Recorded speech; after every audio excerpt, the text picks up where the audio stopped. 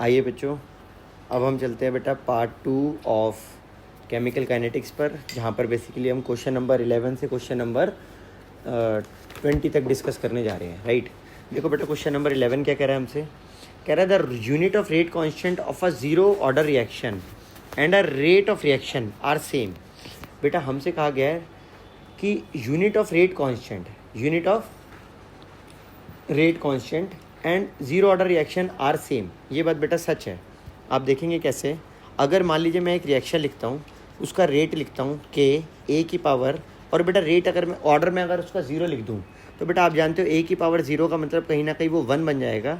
तो उस कंडीशन में ये बात बिल्कुल सच है कि बेटा हमारा जो रेट की यूनिट होती है और जो हमारी रेट कांस्टेंट की यूनिट होती है वो सेम होती है। ये बात बिल्कुल सच है बेटा। असर्शन तो बिल्कुल सत्य लिखा हुआ है, एकदम सच लिखा हुआ है। अब आ जाते हैं एक बार रीज़न पर। बेटा हमसे कहा गया in a zero order reaction the rate of reaction is independent of the concentration. बेटा जीरो ऑर्डर रिएक्शन में जो रेट ऑफ रिएक्शन होता है वो इंडिपेंडेंट ऑफ कंसंट्रेशन। देख सकते हो बच्चों, रेट एक्चुअली में ए की पावर 0 के इक्वल था, एक तरीके से वो बचा ही नहीं। तो यस, ये बात भी सच है। Yes it is independent, yes it is independent of concentration. तो बच्चा ये बात बिल्कुल independent of, yes it is independent of concentration. तो बच्चों ये वाली बात भी बिल्कुल सच लिखी हुई है। राइट, तो बेटा आंसर इसका हो जाएगा, असर्शन भी राइट है, रीज़न भी राइट है, आंसर हो जाएगा ए पार्ट। बेटा अब हम आ जाते हैं क्वेश्चन नंबर 12 पर। क्या कह रहा है हमसे क्वेश्चन नंबर 12, आइए जान लेते हैं। बच्चा ध्यान से देखना, a reaction is second order kinetics. Second order kinetics का मतलब क्या है बच्चों? सेकेंड ऑर्डर काइनेटिक्स का मतलब है रेट इक्वल टू के ए की पावर 2। और बेटा अगर वो के ए की पावर 2 है, how is the rate of the reaction is affected if the concentration of reactant is reduce to half. बेटा हमसे कहा गया है कि ए की कंसंट्रेशन रिड्यूस टू हाफ है। अगर वो ए की कंसंट्रेशन रिड्यूस टू हाफ है तो बेटा उसने बोला है कि रेट कैसे अफेक्ट होगा। बेसिकली रेट कैसे आपका अफेक्ट होगा। राइट, अगर पहले रेट आर था तो आज रेट क्या हो जाएगा हमें बताना है। बेसिकली आर डैश क्या हो जाएगा आर की टर्म्स में। राइट, आइए करते हैं। देखो बच्चा, हम एक बात जानते हैं कि पहले जो रेट था वो था के ए की पावर 2, और आज जो रेट हो गया बेटा वो हो गया के, और बेसिकली कंसंट्रेशन हो गई ए बाई 2 की पावर 2।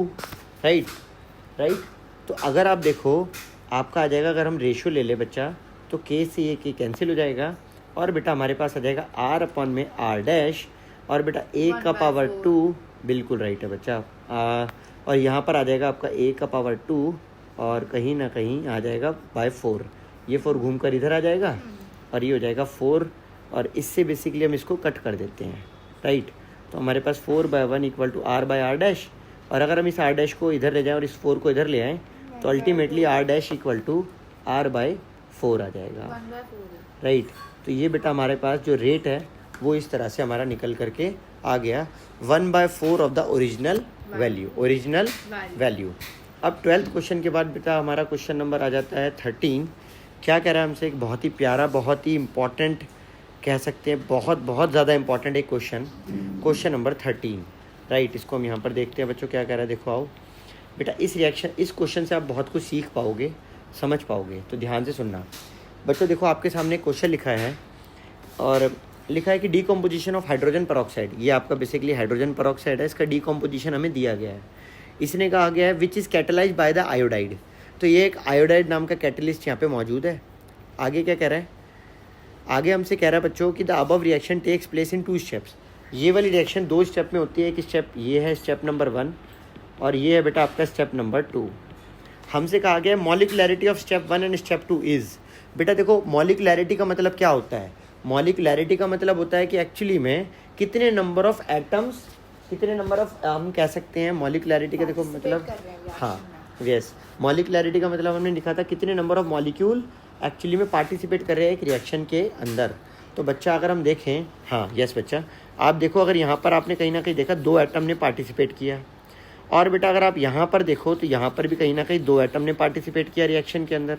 तो बेटा अगर दोनों जगह पर 2 एटम ने पार्टिसिपेट किया रिएक्शन के अंदर, तो इसकी भी मॉलिक्युलैरिटी बेटा 2 है और इसकी भी मॉलिक्युलैरिटी बेटा 2 है। तो हम कहेंगे दोनों रिएक्शंस की मॉलिक्युलैरिटी 2 है।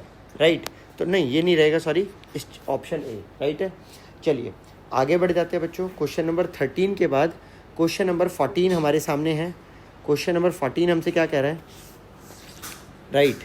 क्वेश्चन नंबर 14 देखो बेटा हमसे क्या कह रहा है, और देखिए बच्चा, बेटा क्वेश्चन नंबर 14 हम कह सकते हैं बहुत ही प्यारा, बहुत ही गज़ब का क्वेश्चन, राइट। बहुत ही इम्पॉर्टेंट क्वेश्चन हम कहेंगे जिसे, वो आपके सामने आपको दिख रहा होगा। बच्चों देखो क्या है बेटा, सबसे पहले तो आपको लिखना है ऑर्डर, राइट। सबसे पहले आपको क्या लिखना है, ऑर्डर। तो बेटा इसने बोला फॉलोइंग डेटा हमारे सामने लिखा है, और इसने ये भी दिया है following data experimental data were obtained for a chemical reaction A + B will form C + G। ए का बी का कंसनट्रेशन हमें दिया गया है, रेट हमें दिया गया है, और बेटा हमारे को ए का कंसनट्रेशन भी दिया गया है, ए पार्ट में, बी पार्ट में, सी पार्ट में और डी पार्ट में। और हमसे कहा गया है बेटा कि एक्चुअली में रिएक्शन करके दिखानी है, और क्या निकालना है बेसिकली हमारे को ये नहीं बताया। The following data were obtained, what are the orders. बेटा हमारे को ऑर्डर पता लगाने हैं। क्या पता लगाने हैं अपने को, ऑर्डर्स। क्या पता लगाने हैं अपने को, ऑर्डर्स पता लगाने हैं। समझ आ गया आपको क्वेश्चन, ठीक है बच्चों। ये बहुत बड़ा क्वेश्चन है, अब ज़रा ध्यान से सुनना, आप इसे करेंगे कैसे, ठीक है। आपको बेसिकली ऑर्डर पता लगाने हैं, कैसे करेंगे आइए देखते हैं, राइट। देखो बच्चा आप देखेंगे सबसे पहले हम लिखेंगे rate equal to, rate law के अकॉर्डिंग रेट लिख देंगे सबसे पहले। किसके अकॉर्डिंग, रेट लॉ के अकॉर्डिंग बच्चा। रेट होता है आपका rate equal to K, A का पावर एक्स, बी का पावर वाई, राइट है बच्चा। अगर प्यारे बच्चे अगर आपको ये राइट है, आप कह रहे हो कि आपको ये क्लियर है, राइट, तो बच्चा ये सबसे पहले हमारे सामने एक्सपेरिमेंट नंबर 1। इसके लिए अगर मैं रेट लिखूँ तो क्या होगा, वो होगा के, और रेट के प्लेस पर बेसिकली हमारा आ जाएगा रेट कितना है, तो आप देख सकते हैं ये दे रखा है आपको भाई रेट 1, वो हो जाएगा के, और हम डालेंगे तब ए, ऐसा करते हैं ना, डाल ही देते हैं, डायरेक्ट पुट कर देना, डायरेक्ट पुट कर दें। तो बेटा बोलो रेट के प्लेस पर 1.89 इंटू 10⁻⁴ के, ए के प्लेस पर बेटा ए की कॉन्सेंट्रेशन कितनी है, आप देख सकते हो 3 इंटू 10⁻⁻² की पावर x, 2 into 10 और raised 2 to power into minus 10⁻² y. Y, right है बच्चा।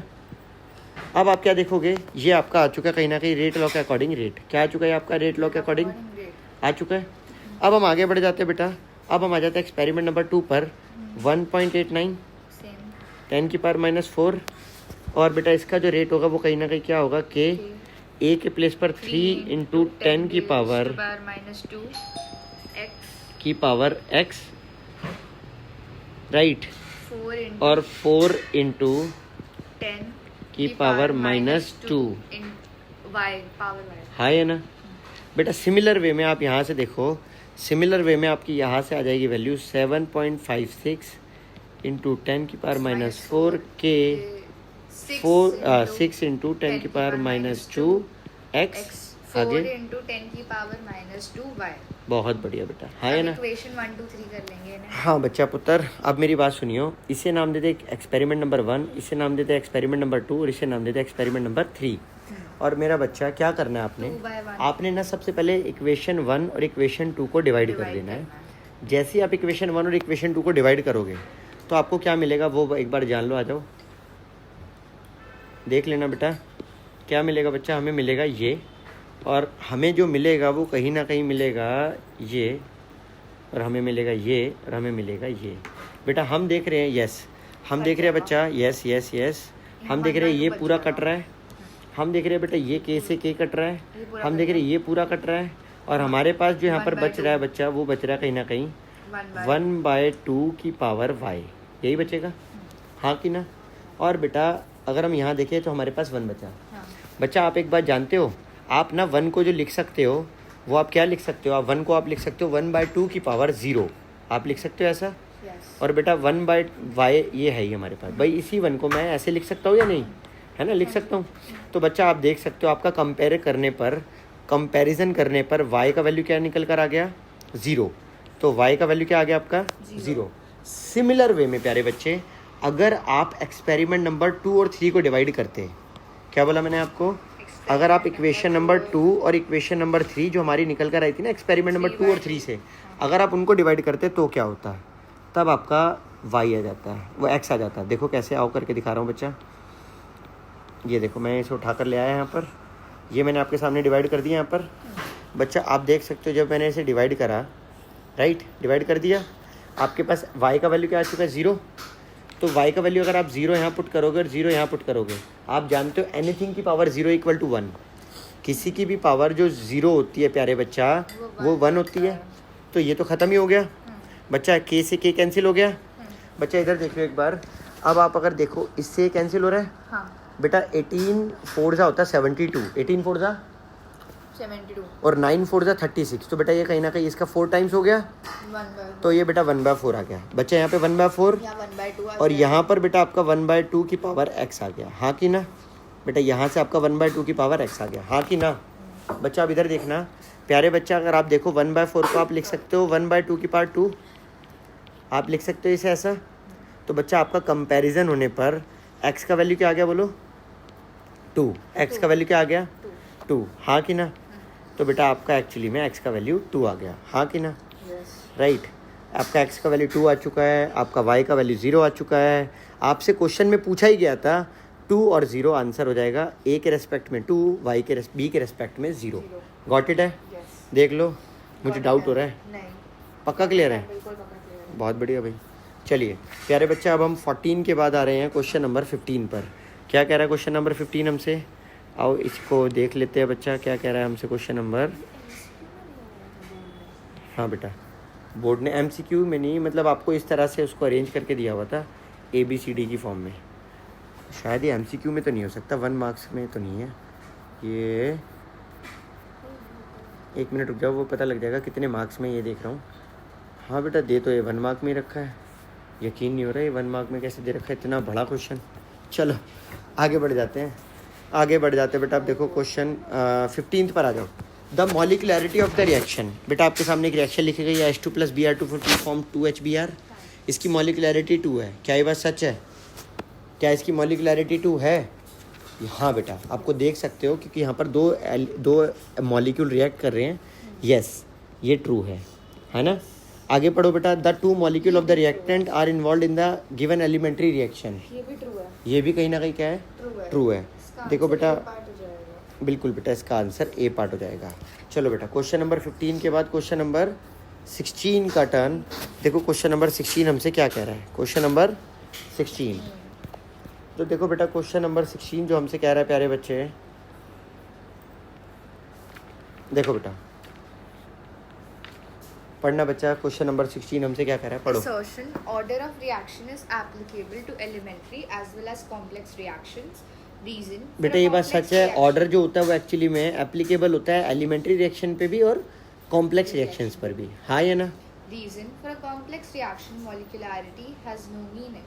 ये बात भी बिल्कुल सच है But ये बेटा। इसका कॉम्प्लेक्स reason नहीं है। बेटा कॉम्प्लेक्स रिएक्शंस के लिए मॉलिकुलैरिटी का कोई मीनिंग नहीं है। इसका मतलब क्या है, इसका मतलब ये होता है बेटा बेसिकली, सिर्फ जैसे आप ऐसे elementary के देखना, लिए use हो सकती हाँ है। मैं आपको समझा देता हूँ, सुन लेना।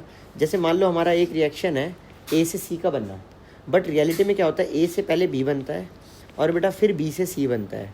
तो आप देख सकते हो कहीं ना कहीं यहाँ पर B से B कैंसिल हो जाता है, तो हमारे पास नेट A से C ही बचता है। तो बेटा एक्चुअली में कॉम्प्लेक्स रिएक्शन जो होती है उनके लिए मॉलिकुलैरिटी का कोई मतलब नहीं है। कहीं ना कहीं आप देख सकते हो वो B फर्दर रिएक्ट करा होगा और तब जाके बना होगा C। तो बेटा इसलिए कॉम्प्लेक्स रिएक्शंस के लिए किसका मीनिंग नहीं होता, मॉलिकुलैरिटी का कोई मीनिंग सिर्फ नहीं होता। elementary reactions तो बेटा में इसका आंसर क्या आ गया बोलो, B part, B part because आ ये गया। इसका रीजन नहीं है। समझ आया आपको, Yes. चलो तो बेटा B पार्ट इसका आंसर हो गया, बिल्कुल करेक्ट है। चलो क्वेश्चन नंबर 16 के बाद अगर हम बात करें 17 का, राइट, हमसे क्या कह रहा है क्वेश्चन नंबर 17, पढ़ो बेटा, पढ़ो बेटा 17। Calculate the overall order of reaction whose rate law expression was predicted as। बेटा हम जानते हैं कि रेट लॉ की एक्सप्रेशन जो होती है वो कुछ इस तरह से होती है, x होती है और y होती है। Yes. बेटा हमारे को पता है जो ऑर्डर ऑफ रिएक्शन होता है वो हमारे को पता है वो x+y होता है। Yes. बेटा अगर हमें पता है ऑर्डर ऑफ रिएक्शन x+y होता है, तो हमें पता है x की वैल्यू 3/2 और y की वैल्यू 1/2, तो ये कहीं ना कहीं 4/2, ये 2 होगी, 2 हो गए। हाँ कि ना। समझ आ गया बच्चा, चलिए मज़ा आया, पक्का आया, ठीक है। अब बेटा क्वेश्चन नंबर 17 के बाद बच्चा हम क्वेश्चन नंबर 18 पर आ रहे हैं। हाँ बेटा ये 1 मार्क में आया था, देखो ये अब 2 मार्क्स तो अभी स्टार्ट हुआ है। बताओ, देखो किस्मत खराब हो तो बेटा ऐसे क्वेश्चन आते हैं। चलो अब बेटा देखना ज़रा, क्वेश्चन नंबर 18 पर आ रहे हैं, ध्यान से देखना, इधर आ जाओ, ठीक है। देखो क्वेश्चन नंबर 18, बच्चा बोलो क्वेश्चन नंबर 18 क्या कह रहा है, पढ़ो। The reaction between H2 and I2 was carried out in a sealed isothermal container. The rate law for the reaction was found out to be rate is equals to K H2I2. If 1 mole of H2 gas was added to reaction chamber and the temperature was kept constant, then अब बेटा मेरी बात सुनो, the आपको change पता है H2 in plus I2 एक isolated container में किया गया और बेटा इससे 2HI बना, ऐसा ही वो बोल रहे हैं। Yes. इसे सील्ड कंटेनर में करा और बेटा इससे जो हमारा रेट निकल करके आया वो क्या था हमारा, बोलो रेट क्या निकल कर आया, उसने खुद बताया, K rate equal to yes K H2 H2 I2. I2, right है। Yes. ऑर्डर ऑफ रिएक्शन 2 है, H2 के अबाउट 1 है, I2 के अबाउट 1 है, हाँ कि ना। इस अब बेटा हम एक बात जानते हैं कि एज द रेट इज, हमें पता है कि रेट जो होता है वो डायरेक्टली प्रोपोर्शनल होता है किसके, कंसंट्रेशन ऑफ हाइड्रोजन के। वो बेटा डायरेक्टली प्रोपोर्शनल है किसके, कंसंट्रेशन ऑफ Hydrogen के. बेटा हमने 1 मोल ऑफ हाइड्रोजन बढ़ाया है, हमने सिचुएशन जो करा है क्या करा है हमने, if 1 mole of H2 is added, यही लिखा है ना, बोलो if 1 mole of H2 is Was added. H2 was added, ठीक है, तो बोल रहा है in the reaction temperature then predict the change in the rate of reaction. बोल रहा है रेट ऑफ रिएक्शन और रेट कांस्टेंट में क्या फ़र्क आएगा, हाँ कि ना। तो बेटा अगर आप H2 ऐड करोगे तो आप जानते हो रेट ऑफ रिएक्शन तो बढ़ जाएगा, रेट ऑफ रिएक्शन क्या होगा, इंक्रीज कर जाएगा। और बात आती है रेट कांस्टेंट का क्या होगा, बेटा रेट कांस्टेंट कभी भी कंसंट्रेशन पे डिपेंड ही नहीं, Temperature dependent. हाँ, तो रेट कांस्टेंट जो होता है डिपेंड्स ओनली ऑन टेम्परेचर, तो it doesn't change, it does not, बोलो it does not Change. Change, it does not, Change. हाँ कि ना बच्चा, it only depends on temperature, बोलो it, Only depends on temperature. हाँ, तो rate constant it only depends on temperature, ये किस पे डिपेंड करता है बेटा, सिर्फ टेम्परेचर पे। बट रेट ऑफ रिएक्शन क्या हो जाएगा बेटा, इंक्रीज हो जाएगा, as rate is directly proportional to concentration, as rate is directly proportional to, Concentration. तो याद रखना बेटा रेट जो होता है वो डायरेक्टली प्रोपोर्शनल होता है कॉन्सेंट्रेशन के, हाँ कि ना, राइट है, कोई डाउट नहीं है। चलो बेटा क्वेश्चन नंबर 18 के बाद क्वेश्चन नंबर 19 का टर्न, मेरा बच्चा यहाँ पर क्वेश्चन नंबर 19 पढ़ बच्चा, क्या लिखा हुआ है। Define rate of reaction. Write define 2 factors that affect the rate of reaction. बेटा रेट ऑफ रिएक्शन क्या होता है और किन किन पर रेट ऑफ रिएक्शन डिपेंड करता है। पहली बात तो रेट ऑफ रिएक्शन क्या होता है, चेंज इन कंसंट्रेशन, हाँ कि ना, Yes. हमने पढ़ा Per भी था, unit time. बिल्कुल राइट है। रेट ऑफ रिएक्शन क्या होता है, change in concentration of reactant, और इन, या तो आप कह लो decrease in concentration of reactant और increase in concentration of product पर unit time is called rate of reaction, है ना। बोलो डिक्रीज इन, बोलो डिक्रीज इन, डिक्रीज इन, बोलो decrease in concentration of reactant Or increase in concentration of product. और increase in concentration of product पर unit time, पर Unit time. Per unit, ठीक है, पर यूनिट टाइम, है ना, Overall unit time change in is concentration per called, unit time. हाँ, is called rate of, Reaction. Is called rate of, Reaction. हाँ कि ना, डन है, याद रहेगा पक्का। Yes. अच्छा बच्चा एक बात और आती है कि 2 फैक्टर्स क्या है, 2 फैक्टर्स बताने हैं, Concentration and बिल्कुल राइट है, कॉन्सेंट्रेशन और टेम्परेचर। क्या आएगा बेटा, concentration and temperature. कॉन्सेंट्रेशन से कहीं ना कहीं इसमें चेंज आ जाता है और कहीं ना कहीं टेम्परेचर के चेंज करने पर भी इसमें चेंज आ जाता है, है ना। ज़्यादा कॉन्सेंट्रेशन होगी तो फास्टर रेट होगा, कॉन्सेंट्रेशन बढ़ेगी तो रेट, बोलो कॉन्सेंट्रेशन बढ़ेगी तो रेट ऑफ रिएक्शन बढ़ जाएगा, हाँ कि ना।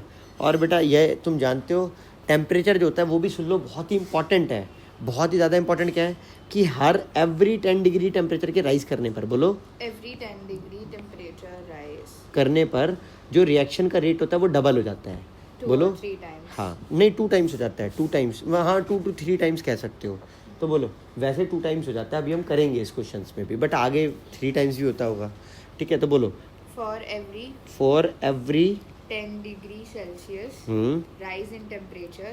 है ना, 10 डिग्री राइज की वजह से रेट जो होता है रेट ऑफ रिएक्शन वो डबल हो जाता है. रेट ऑफ रिएक्शन क्या हो जाता है? Increases 2 टाइम्स, है ना. इंक्रीज मल्टीप्लाइड बाय 2 लिख दिया. Yes, समझ आ रहा है आपको? yes. ये मैंने मल्टीप्लाई बाय 2 लिखा है, याद Yes, रहेगा. yes, yes, yes. चलो आगे बढ़ जाते हैं बेटा. 19 के बाद question number last question. Write two differences between order of reaction and molecularity of reaction. अब तो आपको आता ही है. Yes. क्या होता है बताओ जरा. ऑर्डर ऑफ रिएक्शन और मॉलिकुलैरिटी ऑफ द रिएक्शन. Molecularity तो number of molecules participating in a reaction. Order is the sum of concentration of powers of reactant in the rate law. In the reaction. हाँ, in the rate law expression. बहुत बढ़िया बेटा, बहुत बढ़िया. ठीक है, तो बोल. यहाँ से पढ़ के बोल रहे थे? नहीं, अपने आप से बोले. ठीक है, तो बोले जल्दी से. What is order of reaction? It is the sum of powers, है ना. Sum of powers of reactant, है ना. Sum of powers of the concentration of the reactant, है ना. rate law expression. In rate law expression. Law expression, है ना. और अगर हम बोले यहाँ तक डन है. इट कैन बी, ये जीरो भी हो सकता है और फ्रैक्शन. और ये फ्रैक्शन भी हो सकता है. मे बी मॉलिक्युलैरिटी सिर्फ होल नंबर्स में होती है, जीरो और फ्रैक्शन नहीं होती है. It can be. ठीक है, याद रखना. It can be. और यहाँ पे क्या बोलोगी मॉलिक्युलैरिटी में? नंबर ऑफ रिएक्टिंग स्पीशीज बोलो. Number of reacting species. Number of reacting species. Atoms और molecules. Number of reacting species participating in a reaction. participating In a reaction. in a Reaction. reaction. ठीक है. और to bring a chemical reaction, हाँ है ना. To bring a change. or something. To bring change in chemical reaction. तो है ना, to bring हाँ, change in chemical reaction. Change in. Chemical reaction. हाँ कि ना. Yes. समझ आ गया.